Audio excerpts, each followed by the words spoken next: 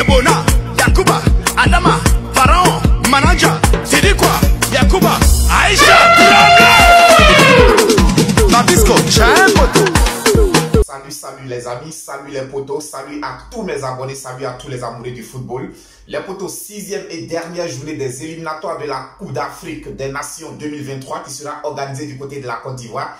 Il faut dire que ce week-end se disputeront les tout derniers matchs de ces éliminatoires. Et les potos, pour cette vidéo particulièrement, la rencontre qui va nous intéresser, c'est la rencontre éléphant de Côte d'Ivoire, Lesotho. Les potos, c'était pour cette 6e journée. Et nous le savons tous, lors de la 2e journée, les éléphants de Côte d'Ivoire avaient été tenus en échec par cette équipe de Lesotho, par ces vaillants soldats des crocodiles de Lesotho. Les éléphants de Côte d'Ivoire n'avaient pas pu battre cette équipe. Et souvenons-nous également les potos, lors de la 5e journée, les éléphants de Côte d'Ivoire s'étaient inclinés du côté de la Zambie sur le lourd score de 3-0. Donc je dirais que les potos, cette rencontre était vraiment particulière. C'est vrai que dans le contexte sportif, la rencontre n'était pas aussi importante parce que les potos, peu importe le résultat, quel que soit le résultat, les éléphants de Côte d'Ivoire seraient qualifiés pour disputer leur Coupe d'Afrique, pour disputer leur CAN. Donc je dirais qu'il n'y avait vraiment pas grand chose, il n'y avait pas grand intérêt concernant ce match. Mais il était aussi important, ce match était aussi important et pour les joueurs, et pour les supporters, et pour le peuple ivoirien de voir de quelle façon les éléphants allaient réagir après la claque qu'ils ont pris face à la Zambie. Alors, dans un premier temps, les potos, voici d'où sortait l'intérêt de cette rencontre. Quelle serait la réaction du banc de touche des éléphants de Côte d'Ivoire? Quelle serait la réaction du staff technique? Parce qu'il faut dire la vérité, les potos, nous avons vraiment été humiliés du côté de la Zambie.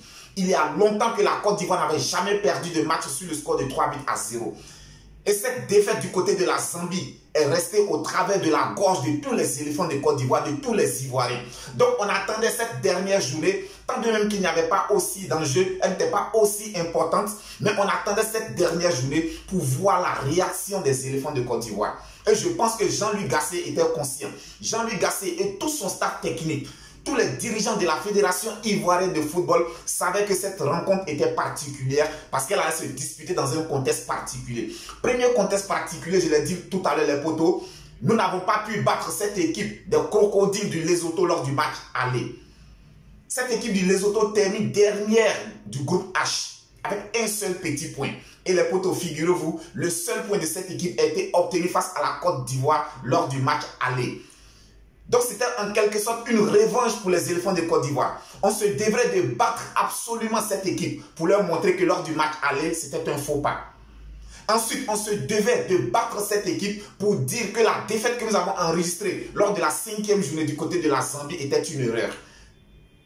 Alors pour parler du visage des éléphants de la Côte d'Ivoire aujourd'hui les potos, on a vu une équipe à deux visages. Une équipe à deux visages. Dès l'entame de la rencontre, dès la première mi-temps, on a vu une équipe de la Côte d'Ivoire qui a réagi, qui a joué comme on s'attendait et ce qu'on attendait d'elle. C'est-à-dire mettre de l'intensité dans le match. Procéder par des transmissions de balles efficaces. On voulait voir les attaquants prendre leurs responsabilités. Et je pense qu'aujourd'hui, le jeune Simon Adingra nous a donné satisfaction. Ah oui, je pense que le poteau, ça c'est une véritable relève pour le football ivoirien. Simon Adingra. Il n'a pas peur. Quand je regarde Simon Adingra jouer, il me fait rappeler un certain Popito, Kader Keita. Ben c'est l'attaquant, quand il a le ballon, sa première idée est d'attaquer, est d'affronter le défenseur qui se trouve en face de lui. Et le poteau, à 80%, il va éliminer son vis-à-vis. Simon Adingra, je pense qu'aujourd'hui, il nous a donné satisfaction. Il a été vraiment dans son match. Il a fait ce qu'on attendait de lui. Je lui tire mon chapeau. Donc je disais, en première mi-temps, on a vu une équipe de la Côte d'Ivoire qui a commencé le match tambour battant, qui a mis de la pression, qui s'est créé beaucoup d'occasions.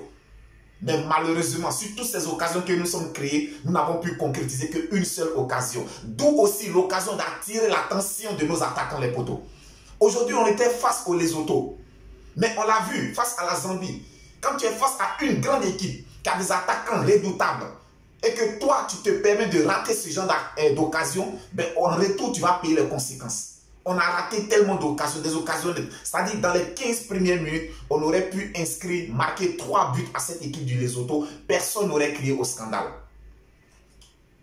Donc aujourd'hui, j'attire l'attention de nos attaquants sur le réalisme, l'efficacité, concrétiser les actions de but que nous nous créons pendant que nous sommes dans un temps fort.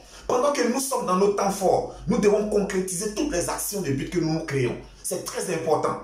C'est très très important.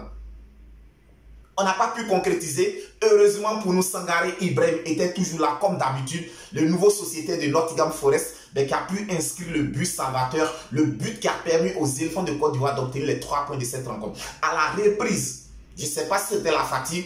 Je ne connais pas trop la température du côté de San Pedro en Côte d'Ivoire. Je ne sais pas si c'est la fatigue, le soleil, la température qui a vraiment épuisé les joueurs. Mais à la reprise, on a senti une équipe de Lesotho qui était plus entreprenante que les éléphants de Côte d'Ivoire. Physiquement, j'ai senti que cette équipe avait plus de mordants, plus de répondants que les éléphants de Côte d'Ivoire. Donc en deuxième mi-temps, on a vu une équipe des éléphants de Côte d'Ivoire, les poteaux, qui a joué un tout petit peu en reculant. Beaucoup de lenteur au niveau de la défense. Et je le dis toujours les gars. Beaucoup de lenteur dans notre défense. Beaucoup de relâchement. À un certain moment, j'ai vu nos défenseurs jouer comme s'ils se trouvaient en attaque. Beaucoup de relâchement. Non. Les poteaux, il faut toujours respecter l'adversaire en face. Ça, c'est très important. Quel que soit l'adversaire en face, une fois que tu portes ce maillot orange, blanc, vert, poteau, tu dois te dire que tu as toute la nation sur ton dos. Donc, tu dois rester concentré toutes les 90 minutes, peu importe l'enjeu du match, peu importe le score, peu importe l'adversaire en face, tu dois rester concentré. Mais à un moment donné, on a senti un relâchement au niveau de notre défense. Et ça a failli nous coûter cher. Ça a failli nous coûter cher. Heureusement que le Lesotho n'a pas au sein de son effectif des attaquants de renom, des grands attaquants. Sinon, ça, face à une grande équipe comme le Nigeria, comme le Maroc, tel que le Sénégal, vous payez ça cash tout de suite, vous payez ça cash. Donc attention à notre défense, à ne pas se relâcher. Et ce n'est pas seulement la défense, même au milieu des terrains. On a senti également ce relâchement, même au milieu des terrains. Donc les potos, je disais vraiment, le match il était important. Alors au niveau de l'enjeu, au niveau de la réaction des éléphants, on était satisfait en première mi-temps. Mais par contre, en deuxième mi-temps, il faut dire vrai, moi je suis resté un tout petit peu sur ma faim en deuxième mi-temps. Ensuite, ce match, il était aussi très important, les potos, pour la première place dans le groupe H. Il faut dire que la Côte d'Ivoire dispute la première place avec la Zambie. La Zambie a 12 points, nous en avons 10. Avec cette victoire, nous passons à 13 points. La Zambie jouera tout à l'heure sous le coup de 20 h du côté du Comore. On espère tout simplement, les potos, que la Zambie sera battue du côté du Comore pour permettre aux éléphants de Côte d'Ivoire de rester en tête dans leur groupe H. C'est aussi très important. N'oublions pas que nous sommes le pays organisateur. Et terminer premier dans son groupe pendant les phases éliminatoires, les potos, c'est vraiment très important. Psychologiquement, c'est important pour les joueurs, pour la confiance du groupe, la confiance de l'équipe, la confiance du technicien, c'est vraiment la confiance même du peuple en son équipe. C'est vraiment très important de savoir que oui, nos joueurs sont prêts pour nous défendre lors de cette CAN. C'est important. Donc, c'est important de terminer premier de notre groupe. Donc, aujourd'hui, cette rencontre était aussi importante parce qu'elle nous permet de pouvoir occuper provisoirement la tête du groupe. Et je souhaite, les potos, que cette position provisoire soit définitive parce que je souhaite que c'est de bonne guerre d'ailleurs. Je souhaite que la Zambie soit battue du côté du Comore. Donc, pour dire en gros, les potos, on peut faire le bilan du parcours des éléphants de Côte d'Ivoire pendant ces éliminatoires. Il faut dire, les éléphants de Côte d'Ivoire ont disputé 6 matchs. Et sur les 6 matchs, les éléphants de Côte d'Ivoire ont réalisé 4 victoires, 1 match nul, 1 défaite. Dans l'ensemble, on peut dire que le bilan est plutôt positif parce que c'était une équipe qui est en reconstruction. C'est une équipe qui est en reconstruction avec un nouvel entraîneur qui s'est donné pour objectif d'élargir vraiment sa sélection à tout le monde, de voir tout le monde afin de pouvoir sortir un noyau. Alors, l'occasion pour moi de m'adresser à Jean-Louis Gasset. Tout le temps, pendant ces éliminatoires, pendant tous les matchs amicaux que tu as disputés à la tête, étant à la tête des éléphants de Côte d'Ivoire, tu as eu tout le temps de convoquer tous les joueurs que tu voulais convoquer.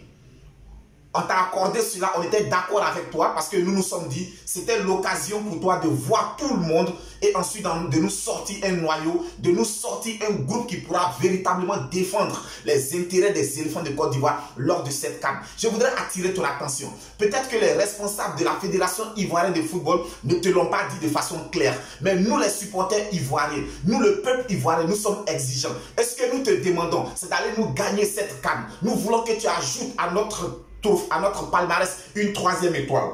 Là, Nous voulons que tu ajoutes une 3e étoile. Alors Jean-Louis Gasset, on ne va pas à cette CAN pour terminer 2e.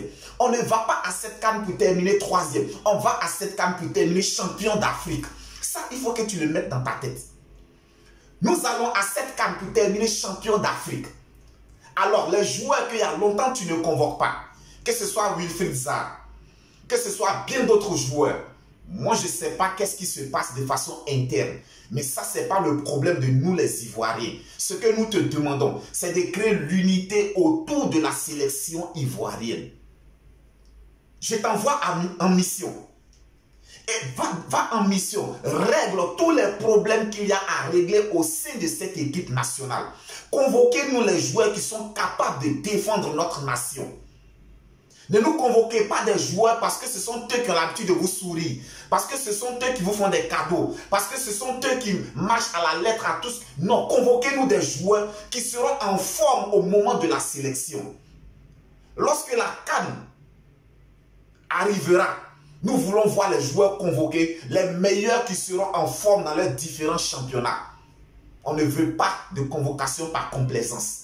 On ne veut pas de convocation par complaisance. Parce que si tel est le cas, on ne vous fera pas cadeau. Toi et tes employeurs. Donc on vous le dit dès maintenant, mettez-vous ça dans la tête que nous partons, les éléphants de Côte d'Ivoire, nous partons à cette CAN pour la gagner. Nous partons gagner cette CAN. Donc comme je l'ai dit, le bilan de ces éliminatoires est plutôt positif. 4 victoires, 1 match nul, 1 défaite, c'est plutôt positif. Je vous tire mon chapeau les éléphants de Côte d'Ivoire. Je vous dis bravo, bravo, bravo. Mais sachez qu'on vous aime. On vous aime les éléphants de Côte d'Ivoire. On vous aime. Lorsque vous portez ce maillot, on attend toute autre chose de vous. C'est pourquoi je respecte Mas Gradel. Il a toujours mouillé ce maillot. Mas Gradel a toujours donné le meilleur de lui-même. Et je pense que cette jeunesse, je pense que cette équipe nationale de Côte d'Ivoire que nous avons, si l'entraîneur et tout son staff essaient de corriger les petits défauts, les petites lacunes, je suis convaincu et je suis persuadé, les potos, qu'au soir de cette Coupe d'Afrique, nous allons célébrer notre 3e étoile. Les potos, c'était Viking Débrief Connaisseur Connaît. Ne vous inquiétez pas. Je serai avec vous durant tout au long de cette CAN. Je serai avec vous. Et le 12, nous aurons un match amical contre le Mali. Je pense que ça, c'est un match qui nous permettra, les potos, de connaître véritablement notre équipe. De voir est-ce que nous sommes prêts pour disputer cette CAN.